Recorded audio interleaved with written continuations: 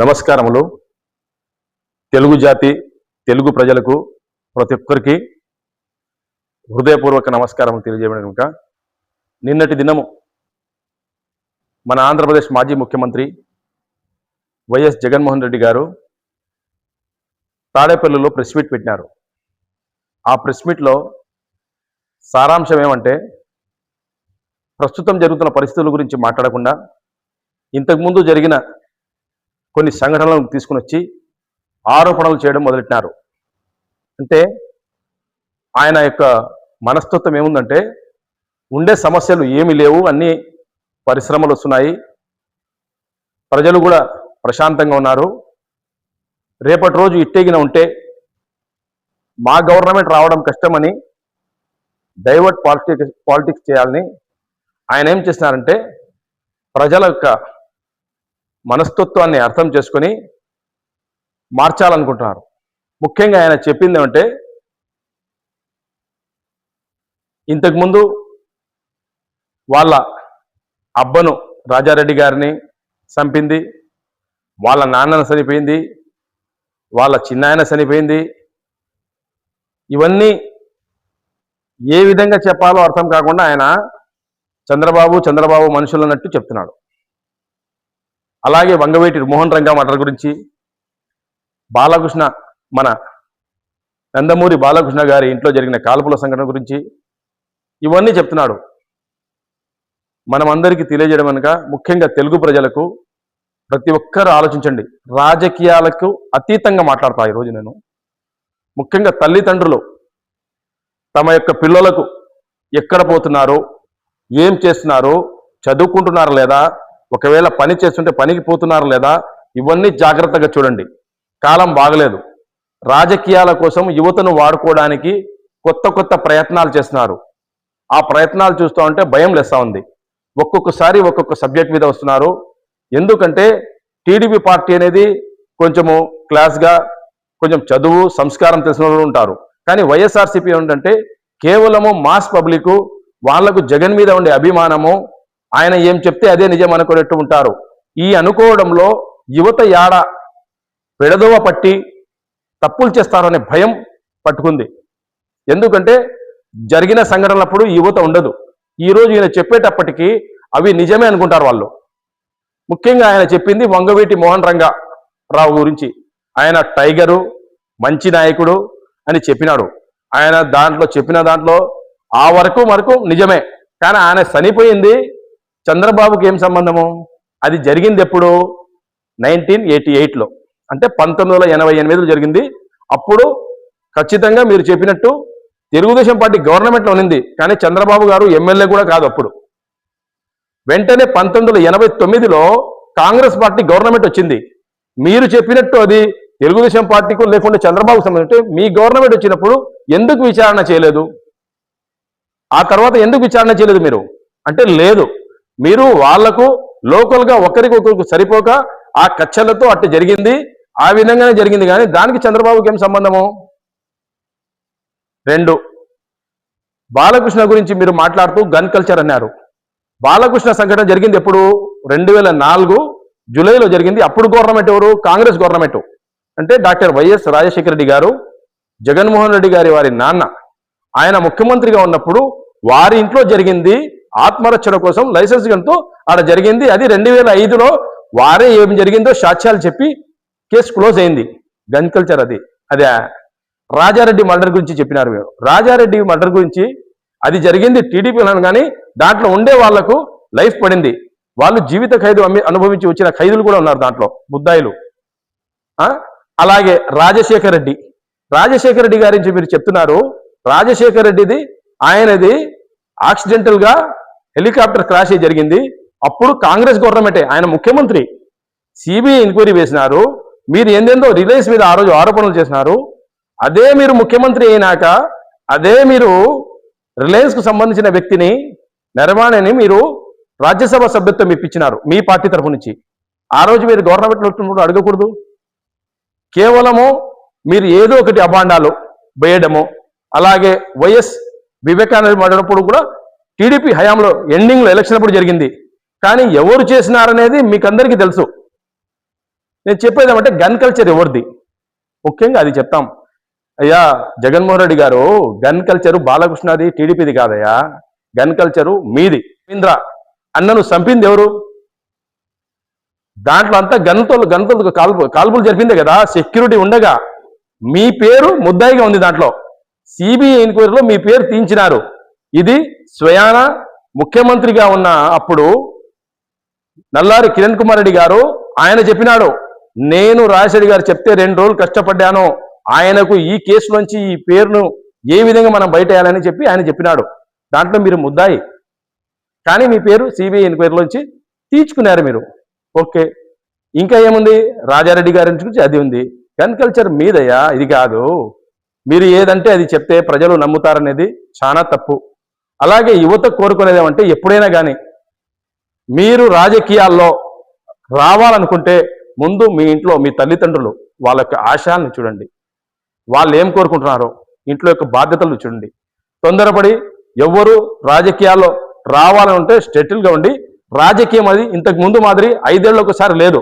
ప్రతిరోజు నాయకులు తమ స్వార్థం కోసం వాడుకుంటారు, ఆ స్వార్థంలో పడకూడదు. మనము అలాంటి రాజకీయాలు ఎవరు చేయవద్దు. మనం కూడా అదే చెప్పేది.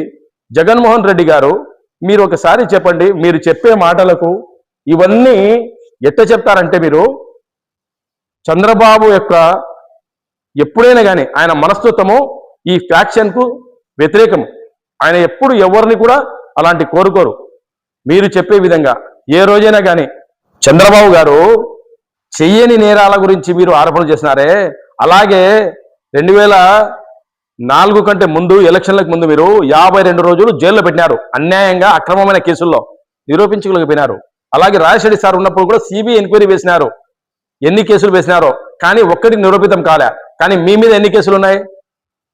చంద్రబాబు నిజంగా చేసింటే మీ గవర్నమెంట్లో వచ్చినాయి, మీ నాన్న గవర్నమెంట్ వచ్చింది, కాంగ్రెస్ గవర్నమెంట్ వచ్చింది, ఏదో ఒక విధంగా ఇరికించవచ్చు. కానీ ఆయన చేయలేదు కాబట్టి, మీకు ఎలాంటి ఆధారాలు దొరకలేదు కాబట్టి ఆయనకి ఇరికించలే. కానీ లేని కేసులు పెట్టించి 52 రోజులు జైల్లో పెట్టించి ఏం సాధించినావు? ప్రజల్లో చెడ్డయినావు. అంటే ఎప్పుడైనా కానీ చంద్రబాబు గారు ఇలాంటి కోరుకునేది మీరు. అలాగే కడపలో దస్తగిరి హత్య జరిగింది, పెద్ద దస్తగిరి. ఎవరు చంపారు సార్ చెప్పండి మీరు? మీ మేనమామ బినామీ అతను, మీ మేనమామ బినామీ అతన్ని చంపినారు. ఎవరు చంపినారు సార్? మీరేమంటారు? ఇది గంజాయి బ్యాచ్ అంటారు.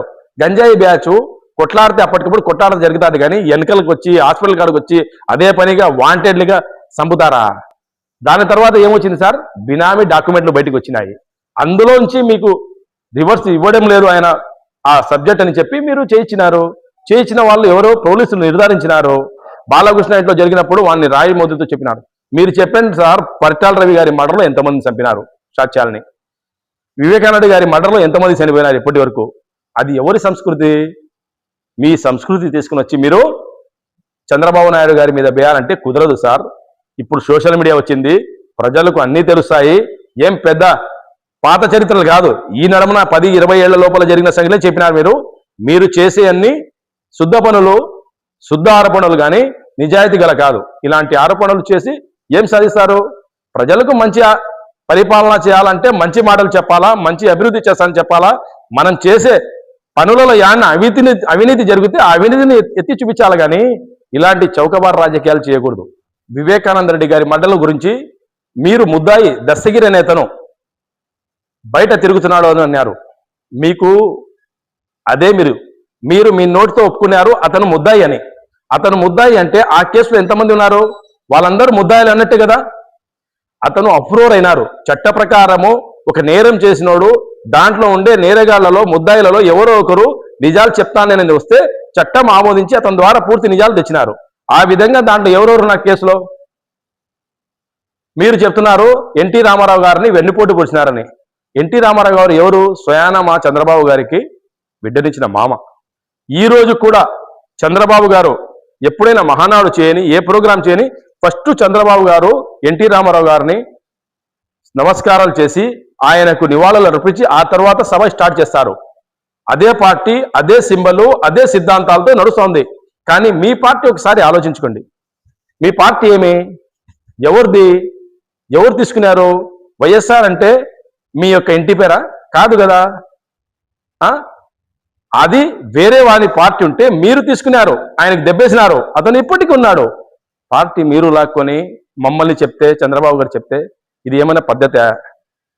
అలాగే ఏదైనా కానీ మీకు చెప్పేది ఒకటే, మీరు ఎంతసేపు ఉన్నా కానీ డెవలప్మెంట్ గురించి మాట్లాడదాము. డెవలప్మెంట్ గురించి మాట్లాడితే నో ప్రాబ్లము. చంద్రబాబు మీరేమంటున్నారు, ఎదుటి వానికి మనస్తత్వం ఎట్లా చెప్తున్నారంటే, మా అబ్బను చంపినోళ్ళని, రాజారెడ్డి గారిని చంపినోళ్ళని మా ముందరే తిరుగుతాం, మనం ఏం చేయడం అని.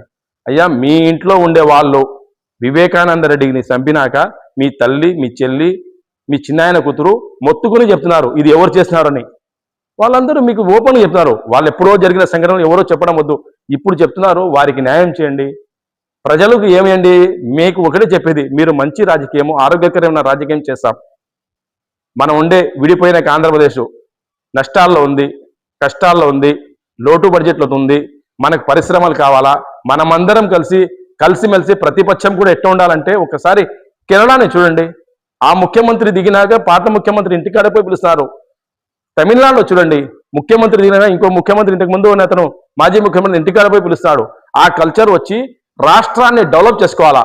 మనమందరం కలిసి ఈ రాష్ట్రాన్ని డెవలప్ చేసుకొని తెలుగు జాతి, తెలుగు ప్రజలు అందరూ బాగుండాలని కోరుకోవాలా.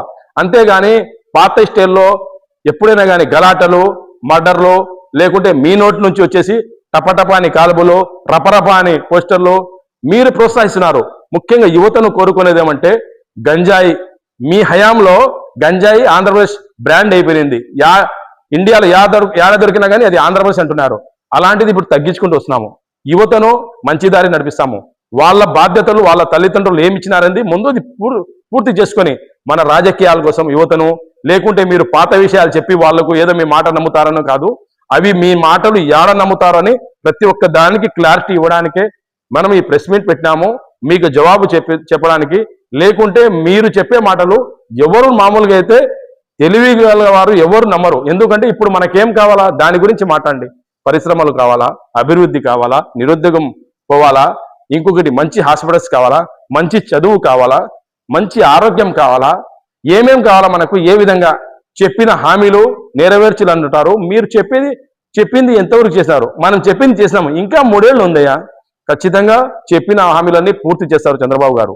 మీరు చెప్పింది పూర్తి మద్య నిషేధం అన్నారు, చేసినారా? చెప్పండి, చేయలే. ఒకేసారి మీరు ఏమన్నారు, మీరు పెన్షన్లు పెంచుతామన్నారు, పెంచినారా? స్టెప్ బై స్టెప్ పెంచుకున్నారు. కానీ మనం ఏం చేస్తున్నాం ఒకసారి చూడండి. మీకు మళ్ళా ఒకసారి చెప్పేది, జగన్మోహన్ రెడ్డి గారు మంచి రాజకీయం చేయండి, రాజకీయాల్లో హుందాతనంగా ఉండాలా. ఇప్పుడు ప్రజలకు ఏం అవసరమో దాని గురించి మాట్లాడాలా, కానీ అనవసరమైన పాతయి లేనిపోని చేసి ఒక ఏదో గుడ్డ కాల్చి ముఖం మీద వేసుకుంటే తుడుచుకుంటారులే అన్నట్టు చేయకుండా మంచి ఆరోగ్యకరమైన రాజకీయాలు చేయండి, కానీ అది బాగుంటుంది. కానీ ఇలాంటి నీచమైన రాజకీయాలు చేసి ప్రజలకు కానీ యువతను కానీ తప్పుద్రోవ పట్టించకోకుండా ఉండాలని మీకు కోరుకుంటూ, మరొక్కసారి మంచి నాయకుడు అనిపించుకుంటే మంచి రాజకీయాలు చేయాలి. జై తెలుగుదేశం, జై హింద్.